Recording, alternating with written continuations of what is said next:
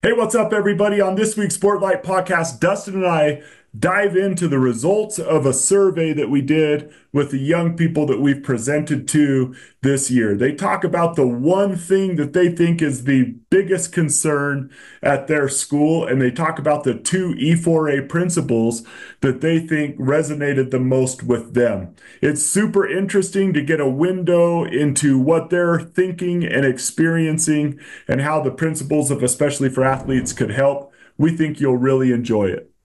Welcome to the Sportlight Podcast for parents, coaches, and athletes. The Sportlight refers to the time in an athlete's life when they have increased ability to affect the culture around them and the increased opportunity to learn life's lessons through sports. This podcast aims to help parents and coaches capitalize on their athletes' precious time in the Sportlight. The Sportlight Podcast is brought to you by Especially for Athletes program. All right, Dustin. Today we're going to do something a little interesting. We did a survey with some students, with some people who participate in our program, high school students, and we sent it out to them and just asking them, like, what parts of the program resonate most with you, and what do you feel like are the biggest problems in your school that our program does address. And it was super interesting to hear what the young people had to say. Maybe share the results of that survey first. Yeah, so several hundred kids were asked these questions. They participate in it. By the way, just sort of a plug, rating the program from 1 to 10, the average score was 8.7 on what kids thought of, especially for athletes, having it in their school. When given the choice, yes, neutral, or no, to the question of, would you like to have, especially for athletes, to continue to be part of your school? All of them said yes, except for one who said neutral. Nobody said no. So that means the program is liked by the kids and it's having some success. The two questions we wanted to just discuss today were the answers to this question. One was, what would you say the number one issue hurting students at your school was? The choices that they were given was suicide, drugs and alcohol, cheating, bullying, and apathy. Apathy got the most votes. Just behind it was cheating. Fortunately, suicide was the lowest. That was good.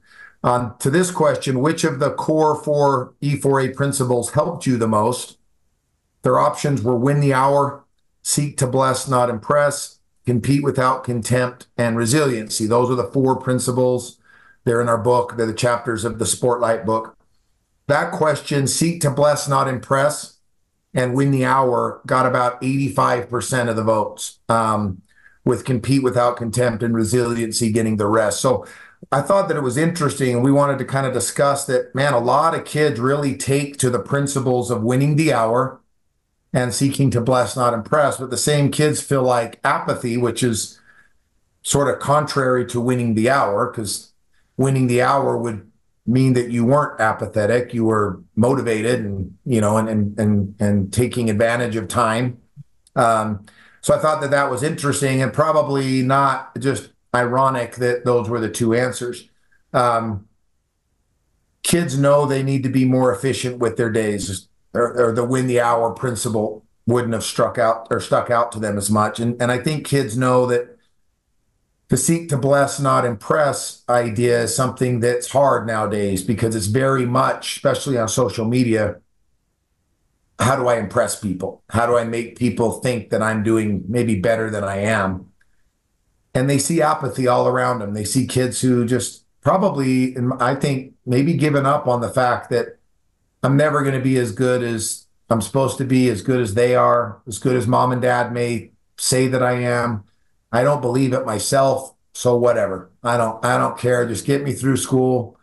And I wonder if we've maybe spoiled our kids a little bit with, and that's part of the apathy, is that they don't feel like if they really work hard or not, it's not going to matter because their lives are going to be pretty good either way because their lives are pretty good right now. They all have a lot of comforts and some things given to them that we've done as parents that I wonder, this is just my question. I wonder if kids feel like either way, if I do the work or not, I'm going to be just fine and be comfortable. And parents are going to take care of me and make sure I'm good either way. And is that really what we want from our kids coming out of high school, is an apathetic whatever attitude? And anyway, I don't know, Shad, why do you think apathy was the number one issue, and then the principles that jumped out to them the most: win the hour and seek to bless, not impress? What's your thoughts on that? Well, I think it's cool that what they say, if you look at it this way, what's the greatest sickness among our generation? Apathy. What's the greatest, what is the thing that we taught that resonated the most, is the antidote to that, right? Yeah. And Yeah. that's winning the hour, that they recognize the need. And I have a lot of compassion for our young people. You know, as you were saying that, I thought of just how much life has changed in one generation. I Yeah. remember having one of those big Prospector gray vans in Southern California. All of our other family lived up in Idaho. We'd go there every summer. We had a van with tinted windows, was the AC. And we would drive through Baker, California, Las Vegas, Nevada, St. George, Utah, like that route up there. I remember entertaining myself, just so the youth could picture this, and parents are probably laughing right now, by playing I Spy as like a 13-year-old, you know? Like, I spy something green, right? Or Yeah. drawing stuff, or fighting with my three brothers, Sure. Yeah. Yeah. right? Yeah. Arguing. Yeah. And now just look at a car ride today, and this highlights for me what I think is going on. You hop in a car, right? You have your phone, you play a game. When you get bored with playing a game, air conditioning's blowing from every direction. When you get bored playing a game, you know, you call a friend, you talk to them on the phone, you text people, you scroll Watch a movie. you watch a movie, you binge Netflix, and boom, we're in Idaho, right? Yeah. I think what's happening is we live in a time where entertainment is so accessible, but also technology has made life easier. And so right now, entertainment has filled the void that technology has created, giving us more time as a society. And so the reason why I think Win the Hour is resonating so well is they realize that a life of entertainment does not lead really to a life of fulfillment and accomplishment. And but they're so content. I mean, you could just sit in a van and entertain yourself for hours and hours. So it's easy to be content and to feel no urgency at all, because you have everything you need in this little square, right? And so I think that they recognize that that's really not going to be fulfilling. And as we go and we train this principle of win the hour, which is prioritizing your time, getting the most out of every hour of every day. What's most important to me during this time period? And what do I need to do to win that hour? That they recognize that, wait a second, this is what I'm doing. This is the sickness we're facing, but this would really help me deal with that. And Yeah. that is why I loved what they taught me about winning the hour. So to me, it gives hope. Like, yeah, I realize this is a problem. Thank you so much for giving me a solution to the problem. Yeah. I agree, Shad. I also wonder if, and this might be out there a little bit, but we have talked about it before, there may be some correlation to kids feeling apathetic.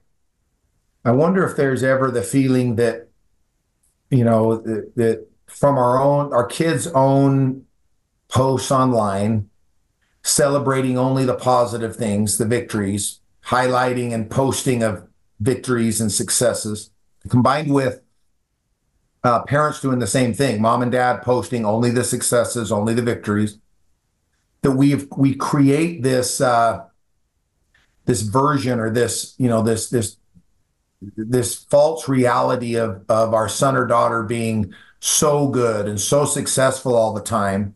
Because if you go and follow mom or dad's feed, or you go follow the kid's feed, that's all you see.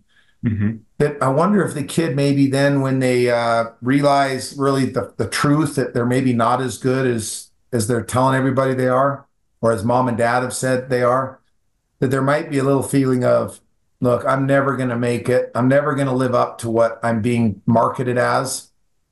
And so just get me through this. And, that's why the seek to bless, not impress was such a big issue. I mean, it got the majority. It got a little bit more than Win the Hour did, because I wonder if kids are getting tired of, I know I think I am, and I try to not do it a lot, but I'm not going to lie and say that I don't feel this, sometimes the urge to want to show that, that especially for athletes is doing great and what we're doing. And I mean, we've got to market the program a little bit, but sometimes I feel like I don't know, it feels a little bit, not selfish, but just I wish I didn't have to, all right? I wish we didn't have to constantly, talk about the successes of the program, but there's this need to try to have credibility and to be liked and to be appreciated. And so I wonder if kids are kind of getting sometimes sick of that. Is it possible, you think, that we are making the expectations or setting the expectations through what we say about our children, and that they see, or we're setting that way too high, and that kids are just realizing, look, that's not who I am all the time. I can't be that all the time. So whatever, do you think they get overwhelmed by it and sometimes just throw in the towel and give up because they're never going to be as good as they feel mom or dad wants them to be, or coach wants them to be? Do you ever think that's a thing? Almost rebelling against perception. Yeah. Like rebelling. Is that something that you think we got to be heads up about? Yeah. In fact, I think I shared with you that there was a young person who talked to me about the way their mom posted about them online and how much pressure that put on them. And it even brought upon them, not appropriate. So I'm not saying this is appropriate at all, what I'm about to say, but where their teammates started to resent them and make fun of them because of, like, they knew this kid was a baseball player. They knew the reality of that kid's success on the field versus the perceived reality, the false reality that the mom had created online.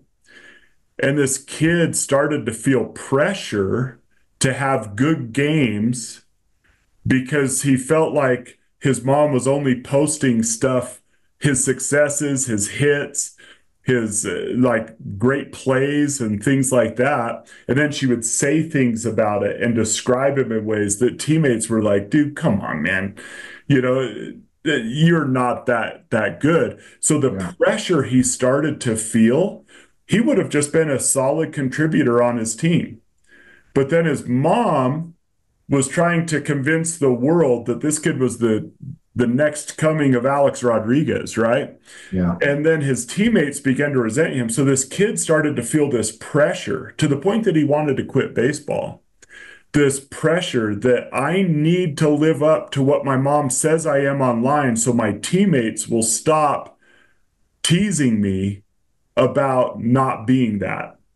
And I know that's an extreme example, but I just wonder if sometimes kids are feeling a pressure to live up to the false perception their parents are creating online. And I don't think parents are doing it, by the way, like, oh, I need to fool people. Like, I don't go online and say, wow, my daughter double faulted 4 times today in one match. Poor kid. I'm not going to do that, right? Yeah. But it's maybe just adding a little bit of measurement in the posts. Like, it's fine to post and to say, hey, today my daughter won her tennis match. I'm so proud of her because I've seen the ups and the downs for the season. And today she really fought through and won a tough match, and just super proud of her and her partner and what they accomplished together, because I know they've been very resilient and worked hard to get to this point. And great job, Clara. You know what I'm saying? Like, that's different than my daughter's a beast. They destroyed their rival today. That creates this thing where they feel like, oh man, Dad, don't call me that. Don't say, I don't feel like I am that. And so anyway, wordy, but that's my thoughts on it. That if we're not careful about how we post, we could create almost like a version of our kid that doesn't exist. And then that might lead to apathy. and the conversations we have with them when they do well and when they don't do well, we make sure that we're focusing it on the process and the lessons learned from the experience, not so much the actual outcome, the striking out or the missing of the shot or the not making the tackle or whatever it was. That's not as much the focus. Is what did you learn today? What are you doing to get better at it? And that they know that either way, we're good. We love you. And that maybe leads me to my last point, Shad. We were going to make this podcast a little bit shorter, so I'll finish on this, then give you the final word. But I think it's important that we define with our children, and if you're a coach out there with the people you coach, what we define success as, and that we're careful to not make we're successful or we're losers simply based on how the last game goes. Did we win the championship or did we lose it, right? Where we place in the standings shouldn't matter as much as the effort given. Sometimes you're just not going to have a team, as hard as they try, that's going to make it deep in a playoffs or even have a shot at the championship, but they still maximize their ability and work their tail off, and it won them, half the games. They learned a lot and they gave all they had. So I think it's important that we not only define to our kids, this is what I am going to be happy with from you this year. I want you to have fun, first of all. Secondly, this is how we define success in our family. It's not whether or not you get all state or you get a scholarship or you win a championship. That would all be great and that would be fun and that might happen. It's very unlikely, only happens to one team. That'd be great. But here's what I really want to see from you, and how hard you train, how hard you practice, how you treat your teammates, your sportsmanship, your effort on and off the field. Are you coachable? Can you be resilient? Can you get back up when you fail? You don't pout or argue, those kind of things. That's going to be a success.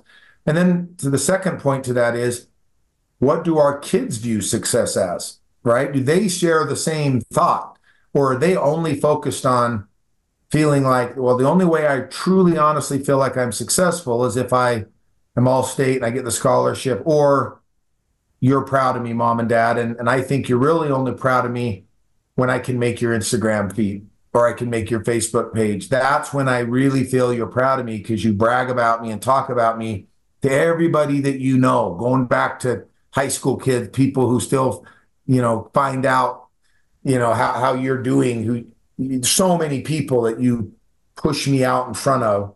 I want you to be proud of me, and I want to make your Facebook page. I want to make your Instagram page. If that's the case, I think we need to really make sure we have a heart-to-heart with our child and know that, no, that's not the reason. If it is the reason, then sorry, but shame on us as parents. If that's really our reason, is we want everybody to compliment us because our kid's so good or because we raised such a great kid. That shouldn't be the focus. But yeah. I think as parents and coaches, it would be smart to sit down and clarify what our view of success is and make sure that they understand and that we understand what theirs is. And is it correct? Like, should it maybe be tweaked a little bit? Right. That's my thoughts. Yeah. And as you were talking about success there and what really is success, so, Dustin, some might not know, but my master's degree is in family and human development. So I studied a lot about child development. And one of the things that I have found is, once we've identified what success is, let's compare a little analogy with fruit. Okay. Like, it's the why, it's what we're really going after here. So at my house here, I love fruit trees. I planted 9 fruit trees in my yard, and I had to go out there and dig holes, and digging was hard. There was not one day, I live in a rocky place, when I woke up to plant those 9 big fruit trees that I was thinking, I'm going to go out there, I can't wait to dig today. The digging is not what motivated me. It's not what got me out of bed. It was imagining 7 years later, where I'm living now, where this fall I'm going to go out and pluck off a peach and it's perfectly ripe, and and eat that delicious peach, right? Yeah. Fruit motivates. And when I hear you talking about success and what it really is and defining that with our young people, I also think that could be a great antidote to overcome apathy. If in our discussions, instead of trying to use a fear-based approach to get our kids out of apathy. Like, look, you're going to get up, you're going to study, you're going to do this right now, or else this, and this. Sometimes that's needed. I'm not pretending that's inappropriate by any means. But if we can tend more to talk about the fruit of actions, that look, for example, with homework, right? That if you will organize yourself and spend a little time each day, you could take this weight you're feeling off of your back. You could feel like you have more time. You could be less surprised. You'll actually be able to spend more time with your friends. Life won't feel so hectic. Like, that's the fruits of organizing our life and doing things in a systematic way. And sometimes I think we talk too much about digging and not enough about peaches. Does that make sense? Yeah. Like, when we want someone to not be apathetic, there's that old quote that if you want someone to build a boat, make them long for the adventure of the sea. And we don't talk about how wonderful it is to be out at sea, to see the stars, to the adventure of it. Like, I think talking about the fruit of actions is more motivating and gets kids out of apathy more than threatening kids or talking about, well, you got to dig, you got to do this and this and this. First, talk about what they want, and then let's talk about the process that helps them get there. And that leads to probably my final quote or final thought here. And that is really what we're trying to do in sports and in everything else is prepare our kids for life. Yep. And so if we think through that lens, that I want my kid to be able to transition from school and go to college and have developed through trial and error, success and failure, all those things, both the system necessary, the resilience necessary, the skills necessary to face that new phase of life and be successful. And I think if we imagine them sitting there in that freshman college dorm and what they need to know to be successful without us there, and then have our parenting aim at that fruit, we'll be more successful than if we're just looking for those highlights we can post on our Instagram page. So. I agree, Shad. Let's end it with that. I think that hopefully there's something in there, parents, coaches, kids, if you're listening, that we can benefit from. I know it's something I need to be more aware of. And when we do these podcasts, I oftentimes find myself saying something or listening to you say something and realizing, man, it's a lot easier to say it. It's a lot harder to do it. I need to be better. But when I get passionate, I'm talking to Shad Martin. Yeah, right. Well, I think there was some good stuff there. I hope that helps everybody. Let's keep our eyes up, do the work. Please follow, especially for athletes.